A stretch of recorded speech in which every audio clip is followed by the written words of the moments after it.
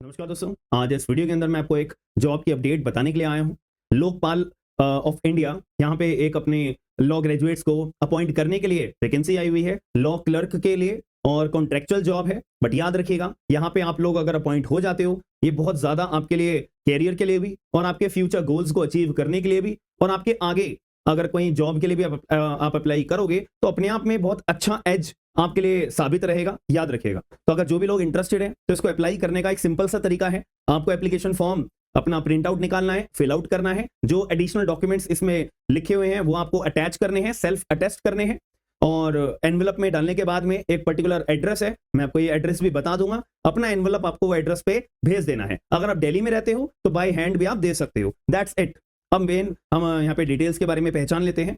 ठीक है, तो लोकपाल ऑफ इंडिया के अंदर यहाँ पे वैकेंसी आई हुई है, ये सर्कुलर निकाला हुआ है और एप्लीकेशन किस चीज के लिए इनवाइट करी जा रही है कि अगर आपको लॉ क्लर्क के तौर पे अगर अपॉइंट होना है तो लॉ क्लर्क के लिए आप अपॉइंट हो सकते हो।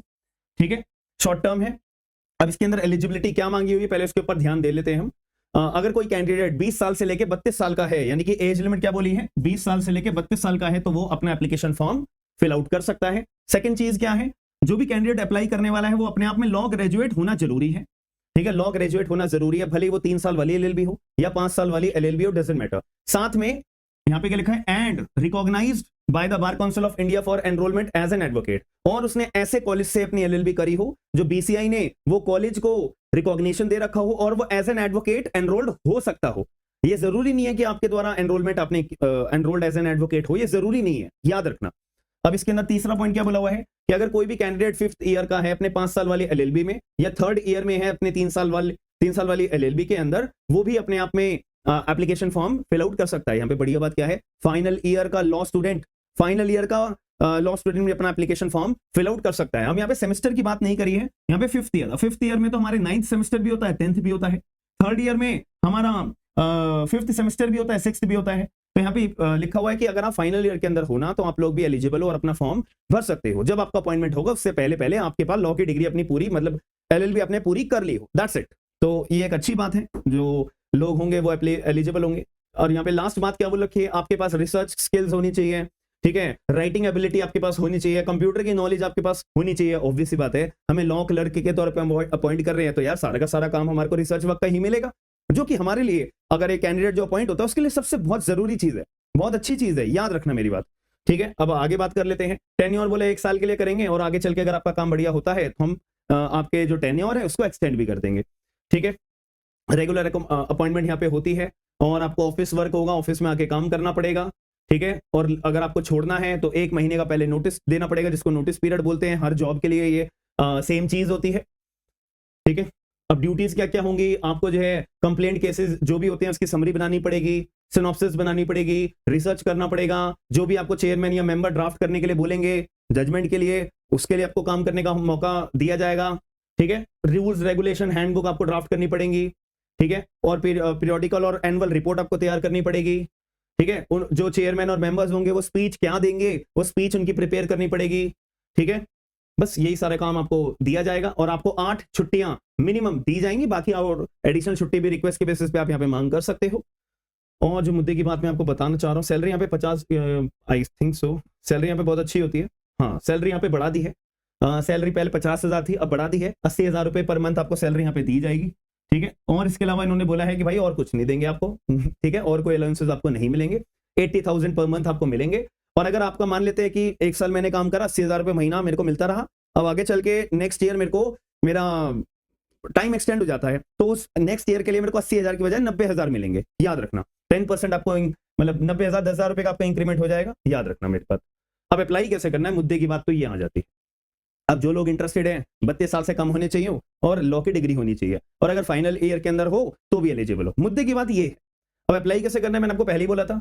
ठीक है, आपको एक एनवेलप अपना तैयार करना है, एनवेलप में बड़ा बड़ा, ठीक है, ये तो आता ही होगा। एनवेलप में यहाँ लिखना है कि application for the engagement as law clerk in the Lokpal of India, और यहाँ पे इनका एड्रेस आ गया। ठीक है, समझ में आगे मेरे बात, ये लिखना है। और उसके बाद में मैं आपको डॉक्यूमेंट्स बता देता हूँ, डॉक्यूमेंट्स क्या क्या अटैच करने हैं। पहले तो एप्लीकेशन फॉर्म फिल आउट करना है। ठीक है, और उसके बाद सारे के सारे डॉक्यूमेंट्स अटैच करने हैं, जो एजुकेशनल आपके पास जो भी डॉक्यूमेंट्स होंगे, 10th 12th, उसके बाद अगर ग्रेजुएशन करिए, उसके बाद एलएलबी करिए तो ग्रेजुएशन के भी मार्कशीट्स आएंगी और डिग्री आएगी। एलएलबी की मार्कशीट आएगी और डिग्री आएगी। बीएलएलबी करी है तो बीएलएलबी की 10 मार्कशीट्स होंगी और डिग्री आएंगी। एनरोलमेंट करा रखा है तो एनरोलमेंट का सर्टिफिकेट भी आएगा, नहीं करा रखा है डजंट मैटर, याद रखना मेरी बात, ठीक है। वैसे भी लॉ क्लर्क में एडवोकेट का एनरोलमेंट की बिल्कुल भी जरूरत नहीं होती है, अगर करवा रखा है कोई बात नहीं, ठीक है। बस यही डॉक्यूमेंट्स हैं और सारे डॉक्यूमेंट, और आधार कार्ड भी अपना आप अटैच कर दीजिएगा, और सारे के सारे डॉक्यूमेंट्स के फोटोकॉपी लगेंगी। फोटोकॉपी के बाद में आपको सेल्फ अटेस्ट करना है एक एक डॉक्यूमेंट। सेल्फ अटेस्ट का मतलब क्या होता है, अपना सिग्नेचर और डेट डाल देना, किस डेट को आपने सिग्नेचर करा है, दैट्स इट।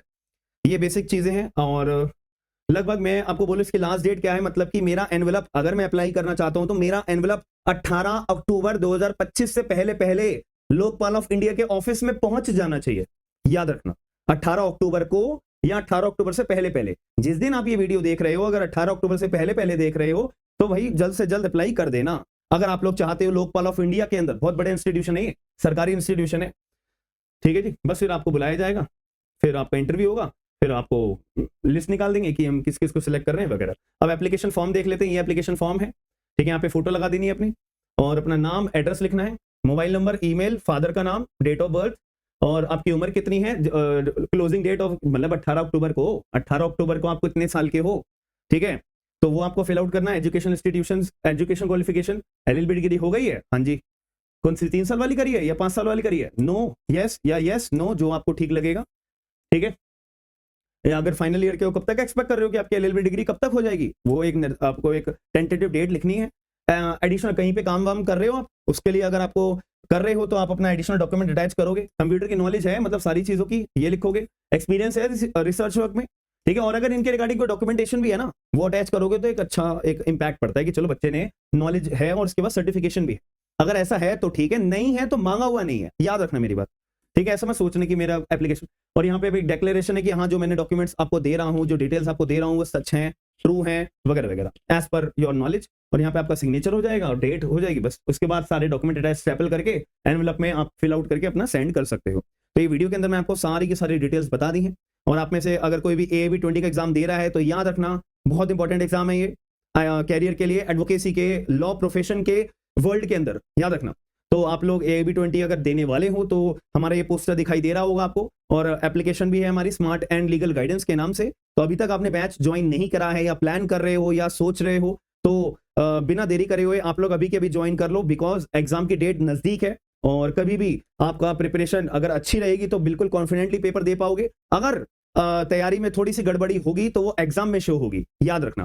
तो एप्लीकेशन डाउनलोड कर लीजिए, स्मार्ट एंड लीगल गाइडेंस, जो आईफोन यूजर्स के लिए भी है, एंड्रॉइड यूजर्स के लिए भी है, और बहुत लिमिटेड और बहुत रीजनेबल प्राइस के अंदर आपको बैच मिल जाएगा। बाकी मिलते हैं नेक्स्ट वीडियो के अंदर। थैंक यू, धन्यवाद।